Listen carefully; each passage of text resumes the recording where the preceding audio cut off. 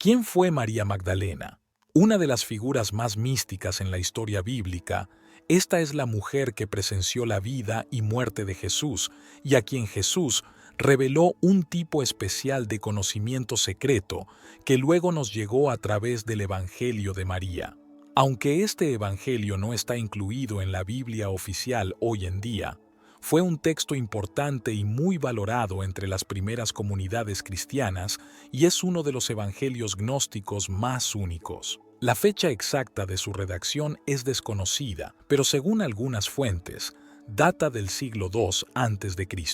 ¿Fue María Magdalena la primera entre los apóstoles de Cristo? Hoy vamos a explorar una perspectiva diferente sobre María misma y dejar que cada uno saque sus propias conclusiones de este nuevo episodio de Desvelando la Biblia. En las últimas décadas, el Evangelio de María ha ganado popularidad principalmente debido al superventas de Dan Brown, El Código da Vinci. Brown cita el Evangelio de María como evidencia de que María Magdalena y Jesucristo estaban apasionadamente enamorados, tenían una relación y posiblemente incluso estaban casados. Sabía la Iglesia Católica Romana sobre la supuesta relación secreta entre Jesús y María y la ocultó deliberadamente.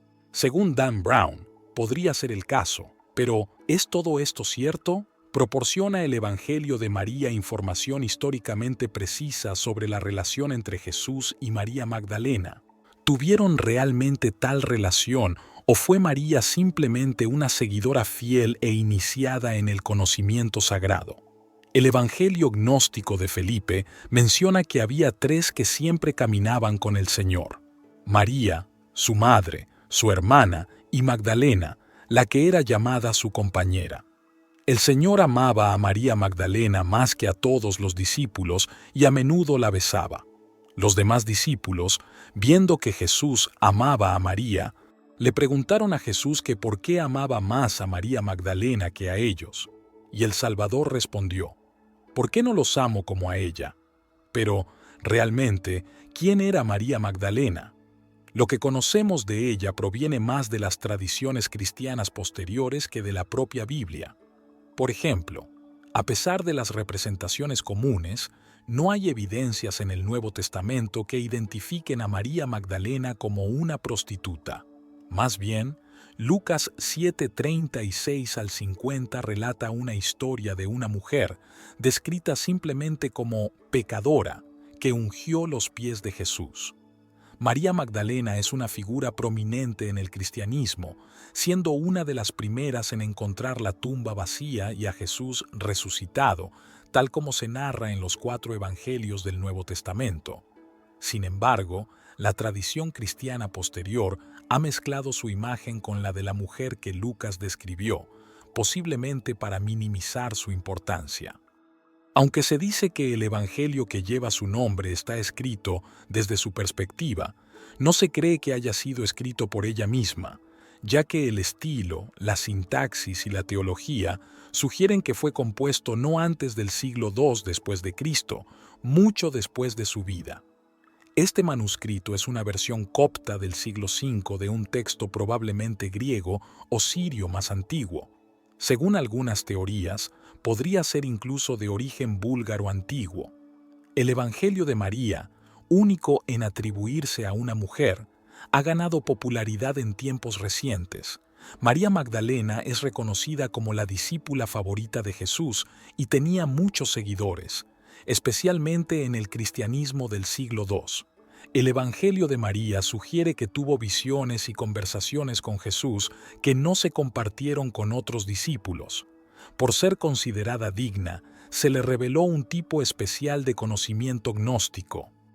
Este texto contiene diálogos esclarecedores sobre las enseñanzas de Jesús y destaca la prominencia de María Magdalena entre los discípulos como un texto gnóstico típico del siglo II.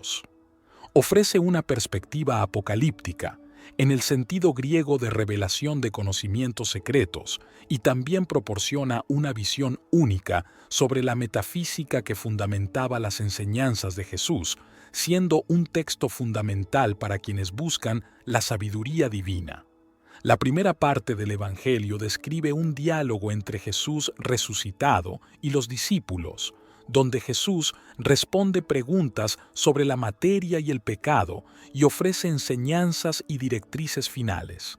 Por ejemplo, Pedro pregunta sobre el pecado del mundo y Jesús explica que el pecado no existe per se, sino que surge cuando las personas actúan contra su buena naturaleza interna.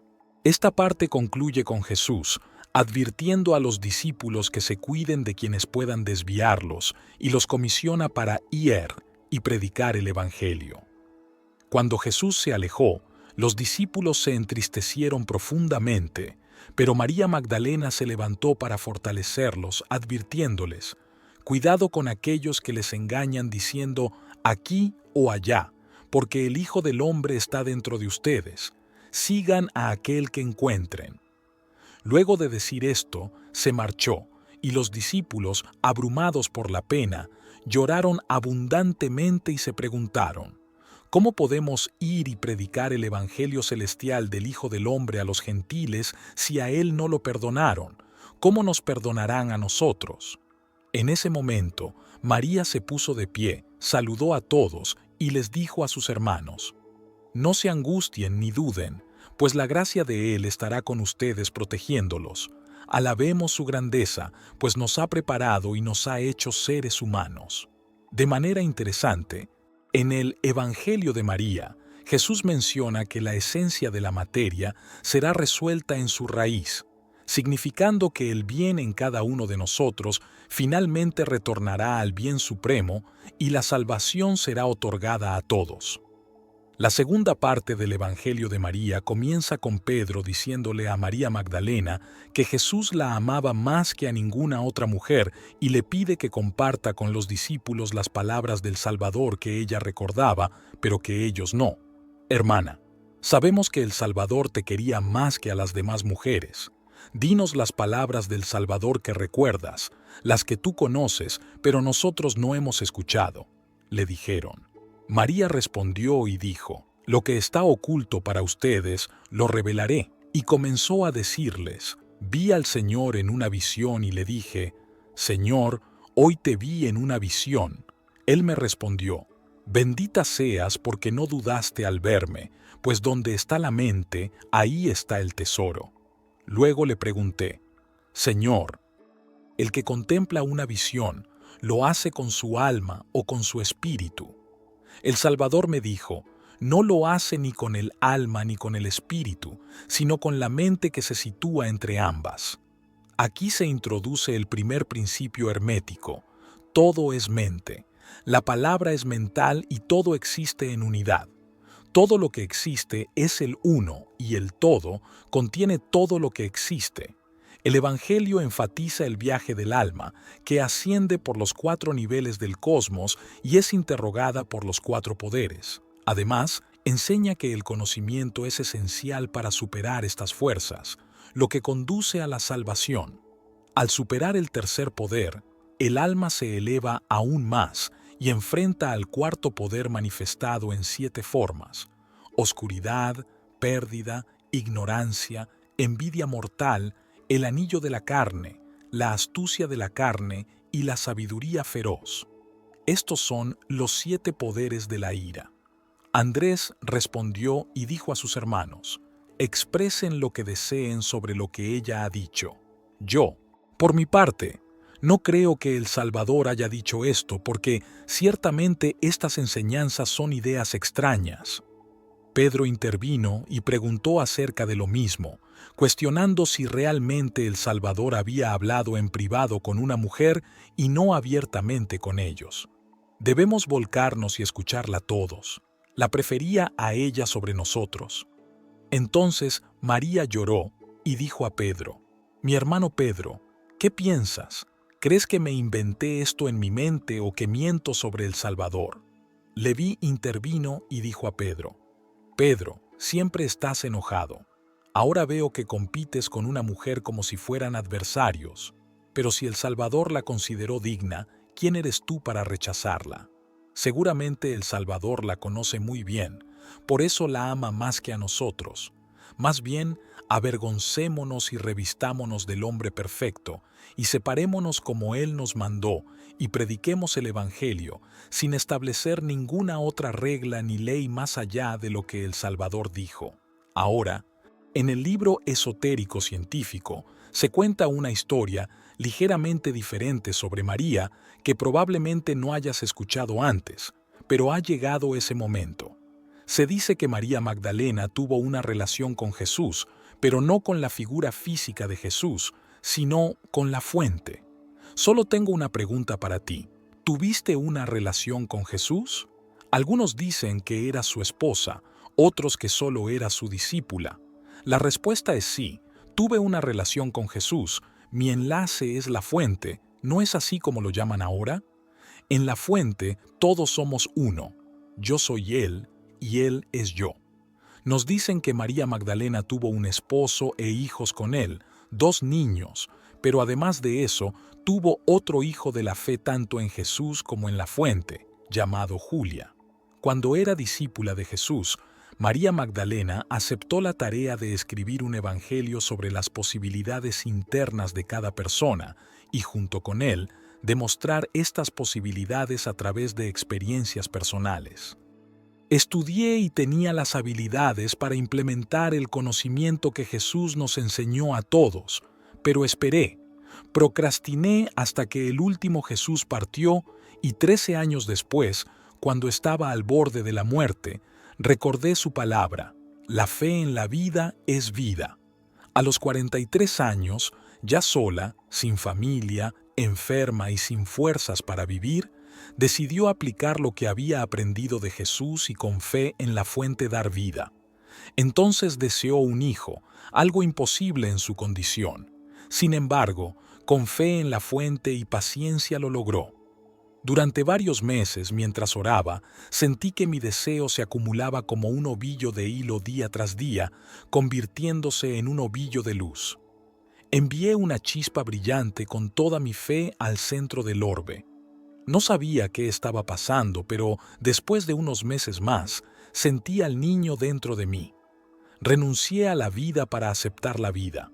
Con fe en la fuente, di vida para renunciar al cuerpo aceptando el cuerpo. Solo entonces puedes crear.